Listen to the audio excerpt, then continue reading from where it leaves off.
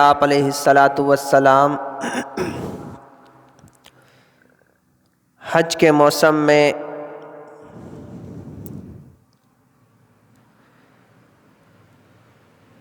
باہر سے آنے والے حجاج یعنی کہ حاجیوں کی جو رہائش گاہیں ہوتی وہاں جاتے اور انہیں دین کی دعوت دیتے تھے۔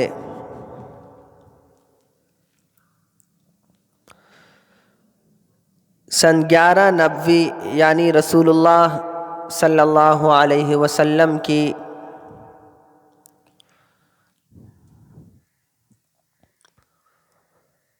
نبوت عطا ہونے کے بعد 11ویں سال حج کے موسم میں مختلف قبائل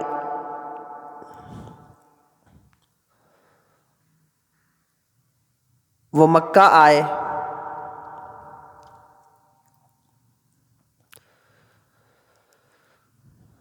تو آپ علیہ الصلاۃ والسلام انہیں دعوت دینے کے لیے تشریف لے گئے۔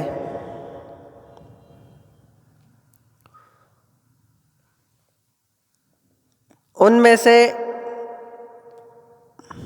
اوس اور خزرج مدینہ میں دو مشہور قبیلے تھے، اوس اور خزرج۔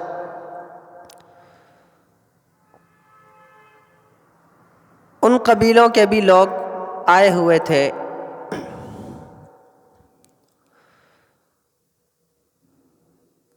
مدینہ میں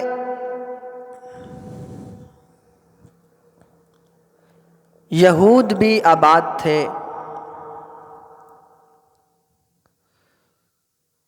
تو جب کبھی اوس خزرج قبائل کی اور یہود کی لڑائی ہوا کرتی تھی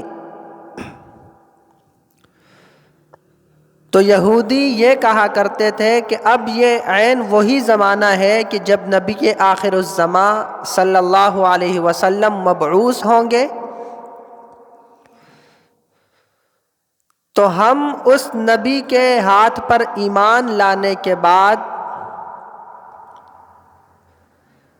آپ کو پچھلی قوموں کی طرح یعنی عاد اور ارم کی طرح، جو قومیں پہلے گزری تھی عاد، سمود، ارم،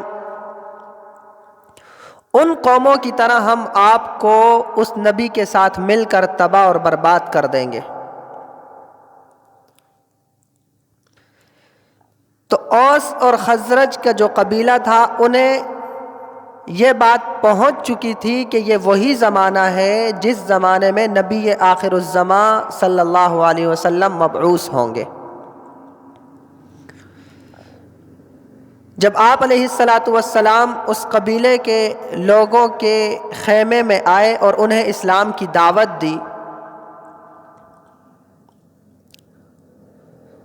تو وہ آپس میں بات کرنے لگے اور کہنے لگے کہ واللہ یہ وہی شخص ہے جس کا تذکرہ یہود کیا کرتے ہیں۔ آپ علیہ الصلاۃ والسلام نے انہیں اسلام کی دعوت دی اور ان کے سامنے قرآن کی تلاوت کی تو یہود نے ان کی کتابوں کے مطابق، مطلب یہود کی کتابوں میں رسول اللہ صلی اللہ علیہ وسلم کے اوصاف ذکر کیے تھے۔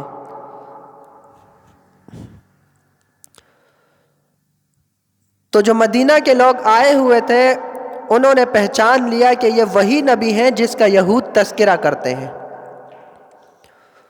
اور پھر آپس میں کہنے لگے کہ اس کے ہاتھ پر اسلام قبول کرتے ہیں، ایسا نہ ہو کہ یہود ہم سے اس معاملے میں سبقت لے جائے، ہم سے آگے بڑھ جائے، لہٰذا ہم ایمان لے آتے ہیں